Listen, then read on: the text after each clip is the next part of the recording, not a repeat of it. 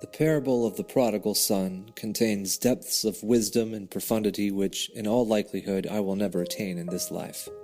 20 centuries of reflection on this story have greatly profited the Church, and I recommend reading the saints and divines for their illumined teaching on it.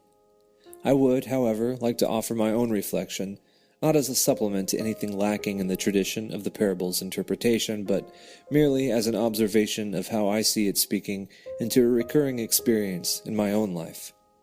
The experience I'm referring to is the periodic realization that sin cripples me.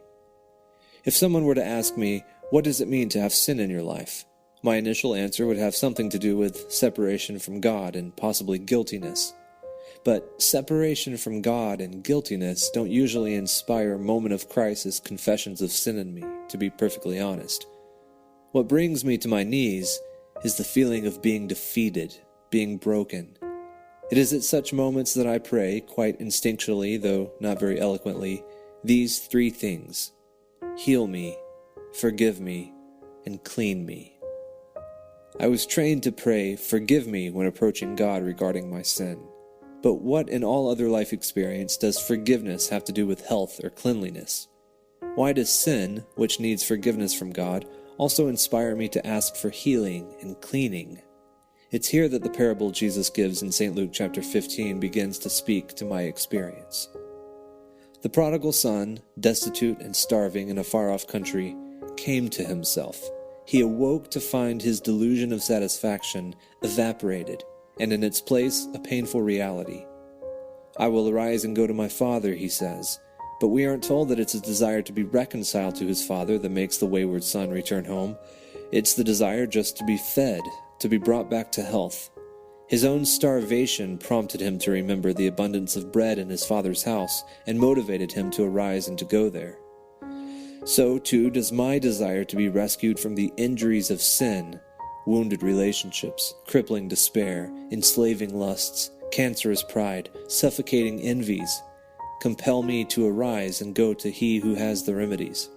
If this sounds like a shameful, disgraceful way to come to God, that's because it is.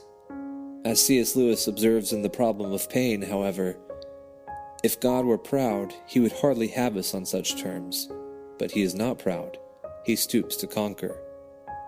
There's nothing graceful about debilitation or starvation. So like the prodigal, wounded by the circumstances resulting from my sin and by the sin itself, I arise and go to my father. The son, seeing his situation now made clear by his intense hunger, isn't expecting to return home to the way things used to be. He made it clear that he wanted nothing to do with his father, which is what taking one's inheritance while one's father is living and then running away means. Then he squandered his inheritance.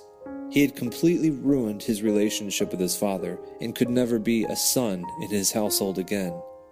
Still desiring to be fed and to live, though, he intended to acknowledge to his father the wrong he had done and beg only to be treated as a hired servant. As he was driven home by hunger, though, the prospect of being in his father's presence again made him take account of what he had done, and realizing his own sin, it left him no aspirations of sonship, but only the hope for mercy.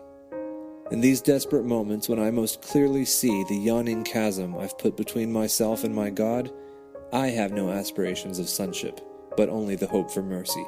No aspirations to sit at the right or left hand of Christ in glory, but only to touch the hem of His robe.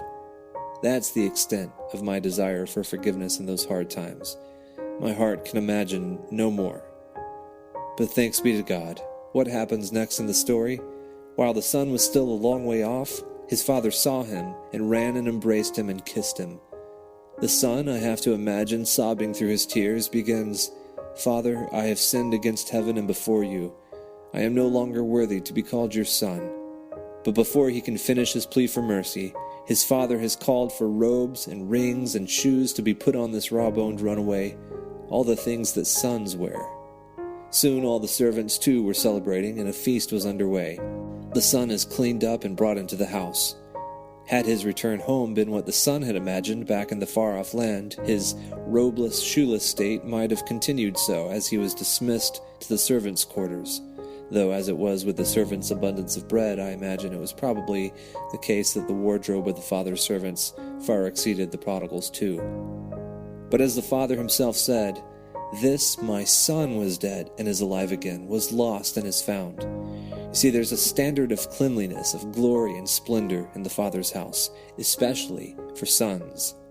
Filth is not only a reminder of sadder times, but is a lingering presence of the evil itself. Filth must be removed and splendor put on.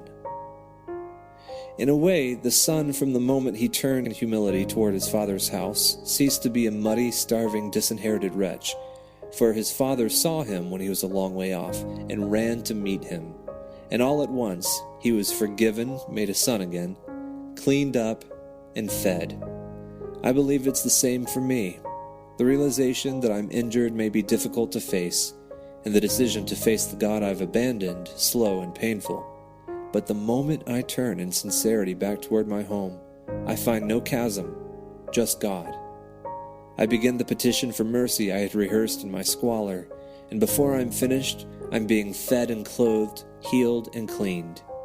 And so I am forgiven, for the restorative feast and the cleansing robes are the indication that I am being made a son, that is, that I am forgiven. Thus, the parable of the prodigal son speaks for the purpose of this lesson. This story of forgiveness, healing, and cleansing gives me a path by which to approach God from the faraway places where I exile myself. The prophets, the epistles, and certainly the Psalms also affirm this path, but the image of sin and forgiveness in this story, from our Lord himself, is especially poignant.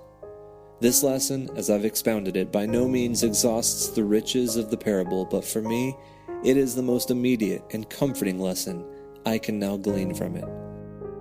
I hope this helps you too.